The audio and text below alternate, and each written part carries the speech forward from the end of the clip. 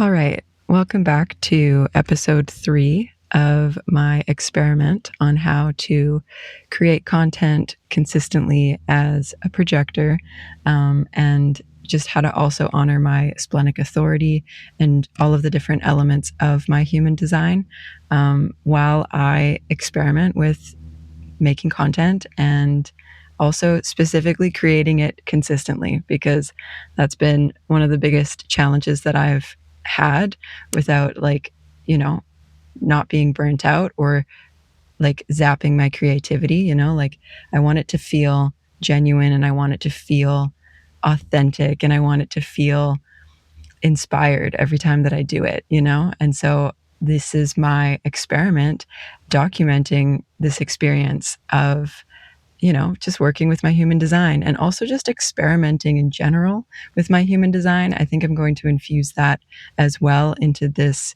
series. But it's definitely going to be centered around social media and creating content, and also just like the content creation process. Like, what does that look like behind the scenes, and how do we actually do it in a way that feels aligned to us without feeling like we have to like force something to happen if that's not something that we're meant to be doing.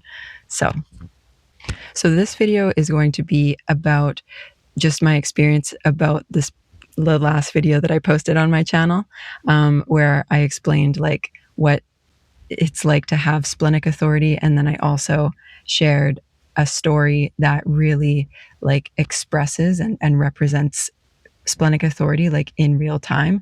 So go watch that video if you're interested in it, or if you have splenic authority.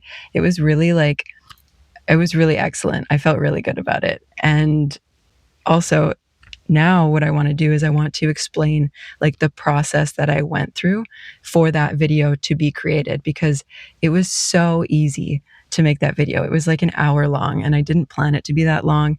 And I am really intending to have my videos be a bit shorter, but I also don't want to interfere with my creative flow, because at the end of the day, like that's the amount of information that wanted to come out of me, and it felt supernatural and it felt really aligned. And so why would I try and force myself to like limit that just because maybe it's like a little bit too long, or like the algorithm tells you to do things differently, like I think my like genuine intention of doing this whole experiment is like not to like grow a following necessarily. It's like I'm not really making these videos for other people. Like I'm making them for myself, I'm making them so that I can look back on them and so that I can learn from them, because every step of this process, I have learned something new about myself and like my human design specifically, and also about like what I need to do to set myself up to create content. Like, what does that even look like, And so these videos are really like for myself. And whenever I think about it from that perspective, it's like, I'm so happy. Like, I just literally feel so much joy to like express myself in this way.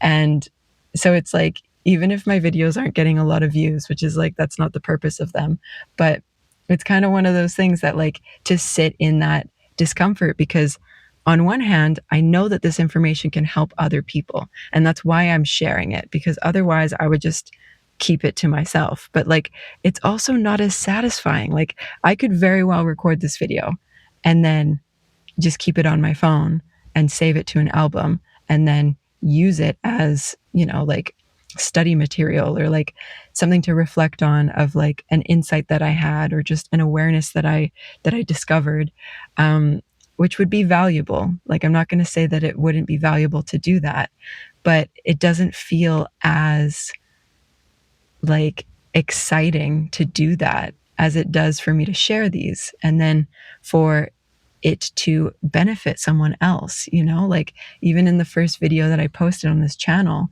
like a lot of people commented saying like, thank you for sharing this. It helped me realize myself better. And it also helped me realize like people in my life in a deeper way. Like, it helped me understand them. That's what I'm wanting to say. It helped me understand them. And like, that to me was like the pinnacle of success. Like when I read those comments, I was like, that's it. Like that's the reason why I am not just keeping these videos for myself. Like I want my insight through my personal human design experiment to benefit other people. And really, I'd like to go a step further and think that like everyone should be doing this. Everyone should be looking at their human design, researching it themselves, watching videos, reading articles, and then experimenting with their human design, and then creating content around that. Like, whatever it is, you don't have to show up on video and record yourself. That's just the way that my human design likes to be expressed. Someone just drove by and I'm a little nervous, and I have a microphone, which I think was important because I have kind of a quiet voice. And so my earlier videos are just like a little bit quiet and you have to turn the volume up pretty well.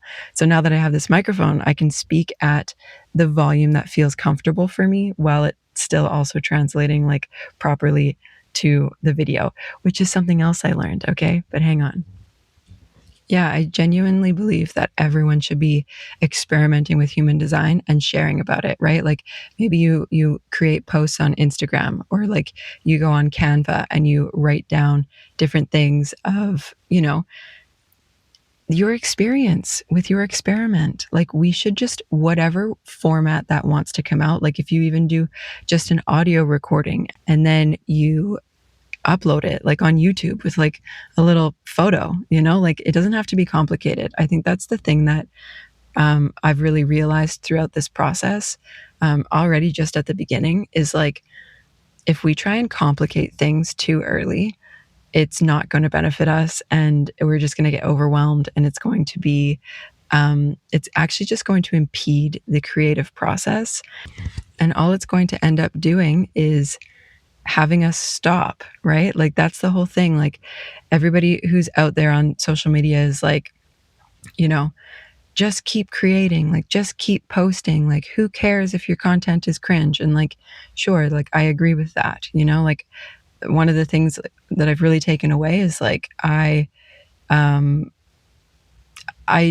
know what I don't know, right? And like that's very beneficial to the 1-3 profile, is like instead of thinking that I need to know everything or have all of the information, I can just go based on what I do know, right?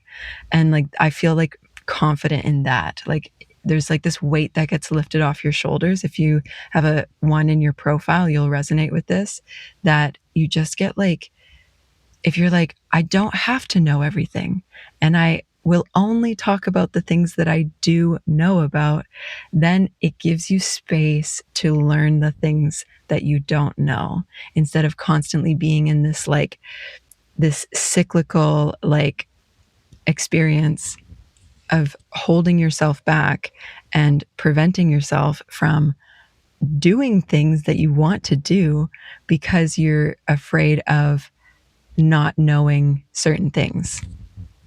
Yeah, I kind of lost my train of thought, but basically to wrap up that section is, you know, I think that creating content on a like specific timeline, like just pumping out like content because the algorithm tells you to do that, I think is just so out of alignment with our like divine cyclical nature of how humans are meant to operate. You know, like I don't think we were ever meant to operate, you know, technology, content, evolution, all of that. But like, we're definitely not meant to operate in a way that we're like doing things just because it favors like views, or it favors like the math of social media and the algorithm. You know, like I would much rather create content on my own like energetic timeline than on someone else's, you know? And so what I'm actually going to do, I'm going to split this video into 2.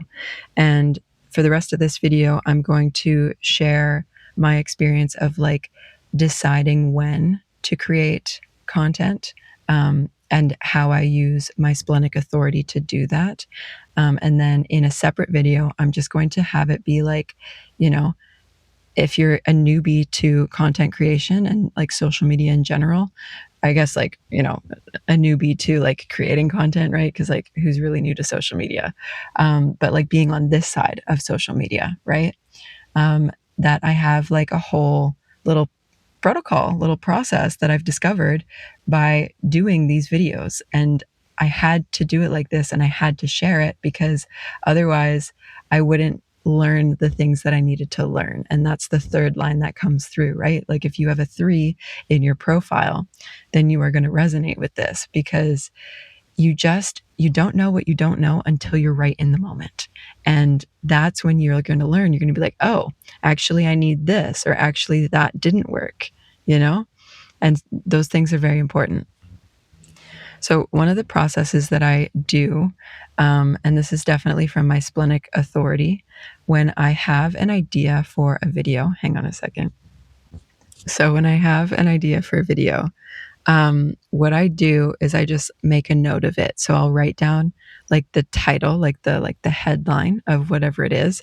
And like for this one, it was episode 3, creating content consistently experiment. So it's like it kind of gives me like a prompt, to remember what I was thinking about in the moment.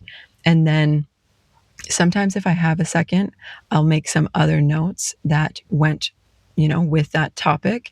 And then let's say I don't have time because I'm like right in the middle of something, like, that's the biggest characteristic of Splenic authority, is that you're going to be doing something else. And then you're going to have an idea or a download or some sort of inspired thing to act, right? So it's very spontaneous. So part of this experience is really like, how do I bring structure to spontaneity, right? Because like I said, I'm a structured person. And so this has been difficult for me to work with because I have not understood how to do that in the past. In my mind, you're either spontaneous or you are structured, right? Or you're planned. But I have both inside of me. So I have to learn how to manage both sides. And that's one of the, like when you have contradictions in your human design, I think that's part of the process of the experiment, is like, how do I honor this side that needs flow while also honoring this other side that requires structure? And so if I can, then I'll make more notes in the moment. Like I have like this little app and I just do like point form, but I number them. So I don't do like too many, right? Because if I do too many, then that's also going to impede my creativity for the actual video itself. Like if I put too many points and I have to like, then I'm just going to like want to read it like a script, and that's also not going to benefit me. So I have to leave it like open enough that I don't accidentally like lose my details and like lose that like genuine creative expression that I'm wanting out of my videos, but then enough points that I can like remember the download and the insight that I had in that moment, and then I'm able to share it in like an actual clear organized way, right? And then what I also discovered is if I don't make the note in that moment, right? That's okay, because as long as I've had the prompt of the subject of the video that I want to make, then I'll be able to access that information again. And so what I noticed is that I have to like leave it really open. I can't plan a day that I'm going to make that video. All I know is that I want to make a video on that subject. And then maybe at another time, even I'll have that same idea and maybe I could add notes afterwards. But then let's say that doesn't happen and I'm in an experience and I go, okay, like I feel like I have the time. I feel like the inspired moment is returning. And I get like these indicators from the universe and like from the environment, like from the atmosphere, right? That tell me that it's a good time to make a video, And I think that's kind of an interesting thing to talk about in a second. But what I noticed is that when I kind of get all of the green lights that it's time to make a video, then right before I make the video, I can write out a few notes, a few like point form notes, like I said before. And so, maybe I'll like research something like I did in the last video and have like it fresh in my mind of like what is splenic authority, and like I found it really beneficial to read it out, because like number one, when you read something out loud, you actually like embed it into your memory in a more concrete way, right? So it's like if you're just reading something in your head, I can't remember exactly the terms for it, but you only are using like one part of your brain. But then when you actually like read something out loud, you're using like multiple parts of your brain, because it's like you're hearing the information come back to you. So that's also really beneficial for my like 8-1 channel, that like self-projected side of my chart. So yeah, I really enjoyed reading it out loud, and it gave me like so much context for the rest of the video as well. And it just also made my own experience make so much more sense to me. Like I was like, oh, I like didn't even realize I was utilizing all of these physical like cues and sensations from the environment, and then how that shows up in my body. And then I used that and I put it into practice for another video I'm going to make about how I chose like the location that I wanted to when I was setting up my hammock, and like how that experience went, because that was so insightful. And if I wasn't making these videos, and if I wasn't doing this experiment, and I wasn't learning from this whole experience, then that just setting up my hammock would be like, you know, probably wouldn't have gone as well as it did, number one. And also, I wouldn't have learned as much from that experience as I did if I wasn't right in this moment right now? And so also, this is the video that I said I was going to make in the last video that I posted about splenic authority, because I just like was too tired afterwards. It was like 1 a.m. Also, like I got an indicator from the environment that it was time to move. And so I didn't actually end up recording this video then. And then I had to wait. I had to wait until the next moment when this video was ready to be recorded, which is right now. And that's what I want to talk about, which is so funny because when I recorded the last video, I actually wasn't even planning on recording a video that day. Like I was like really focused on getting my nighttime routine down and like going to bed at a decent time. And so I actually like didn't want to record a video at that moment, but there was just too many indicators that were telling me that it was the time to do it, that I had to follow it. And it 1000% was the time, even though it did continue to mess up my sleep schedule. But, I had to go with the flow, and I listened to it. So the first indicator that I had that I was meant to record a video the last time I did, was when I was going grocery shopping. It felt like the atmosphere in the evening was just like so calm. Like, like when you like go out into the world and like sometimes everything feels like really like hectic, or like nothing's like working out, and it's like everything is just like, you know, I don't know how to describe it, but it's like that, right? And like nothing is calm or smooth. And like if it were like that, that would actually be an indicator for me to be like let's say I wanted to make the video, I'd be like, actually, it's probably a time to like pause and to wait and to not do it. But because everything was so smooth, and I just like walked out and I was just like, yeah, like the vibes in the universe right now are like hitting.